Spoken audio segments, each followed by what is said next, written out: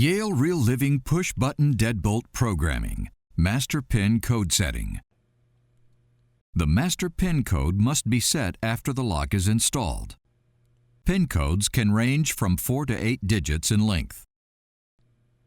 In this example, we will set the master pin code to 1234.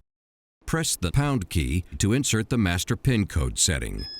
Select programming option number 1, followed by the pound key to set the master pin code. Enter 1234, followed by the pound key. When the lock is initially installed and a master pin code has been set for the first time, the lock will then perform the process of handing. Press any key to initiate the handing process.